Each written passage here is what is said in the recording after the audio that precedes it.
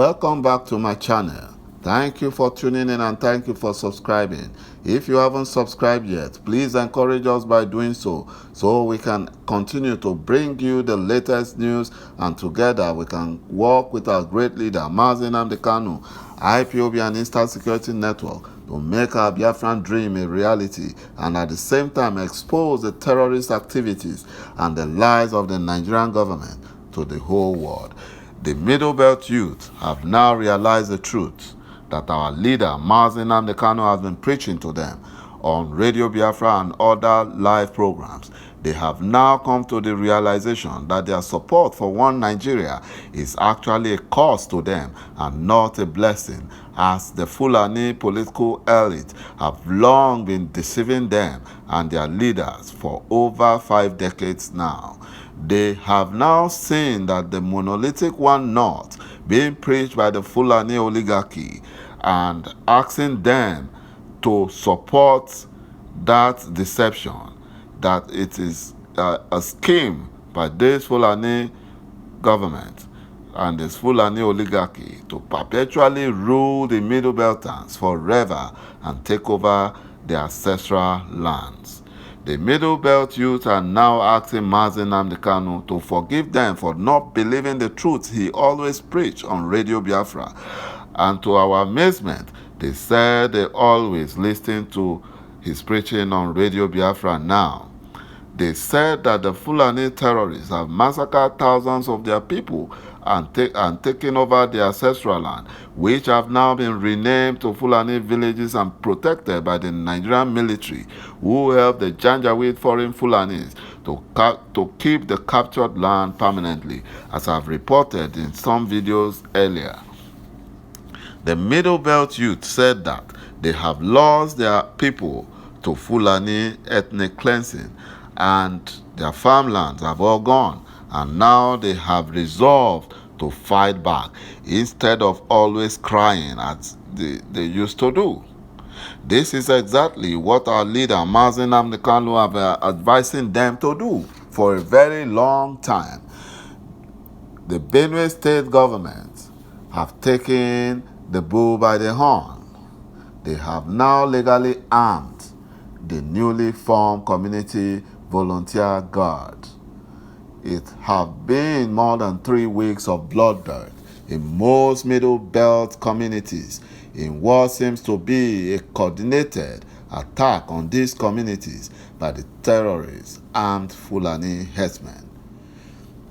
These foreign Fulani herdsmen have razed homes, food banks, and farmlands, leaving the community to sorrow due to the devastation that may take the communities several years to recover, if at all they still have their lands.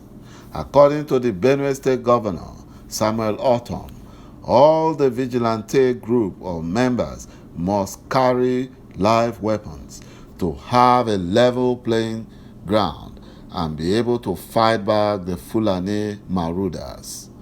But the Fulani Nigerian government are worried about this development because they know that the Fulani herdsmen terrorizing the Middle Belt will be destroyed by the armed Middle Belt youth vigilantes, and that will in turn affect the Fulani conquest mission.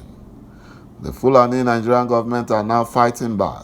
They are using the governor of Kaduna State, a Fulani by tribe, and his name is Nasiru El-Rufai, to attack the Benue governor for taking such action against the Fulanis.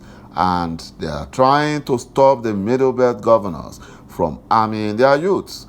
The vigilante group, according to the governor Samuel Ortom, would be made up of youth and mostly ex-servicemen. They have the men. If not for Mazi Nnamdi Kanu's eye-opener, they would have still been crying for help when they actually can help themselves to stop this Fulani ethnic cleansing. Our leader Mazi Nnamdi Kanu even offered to send Eastern Security Network to help them if the need arises. Governor Nasir El-Rufai claimed that the Middle Belt governors, especially Samuel Ortom, is using the insecurity in Benue State to attack the Nigerian government in order to cover up for what he calls administration failures. In the first place, the Nigerian government is a failure who have failed on their duty or in their duty to protect lives and properties in the Middle Belt region and every other part of Nigeria, which they are doing deliberately because of their agendas. Instead, the Nigerian government is the one funding, protecting, and making excuses for the marauding Fulanis, destroying and terrorizing everyone from their land. And secondly, Nasir El-Rufai, who is a Fulani ethnic champion and a religious bigot who hates anyone who did not share the same faith with him. The Kaduna State, governed by El-Rufai, is the most unsafe place to live in Nigeria, and it harbors the terrorist Fulani brothers and encourages them to commit all atrocities that they are committing without any action taken on them, not even a prosecution, not even a questioning, not even an arrest. This is a governor, I'm talking about El-Rufai, who ordered the bombing of Christian Kaduna students kidnapped by terrorist Fulanese bandits until they were released. He said he was ready to lose all the students because they are not Fulanese. This was the same tactics the Janjaweed Fulanese used when the southwest region formed Ametoku, their security outfit. They opposed it from the beginning until they were able to infiltrate it and made it a toothless bulldog.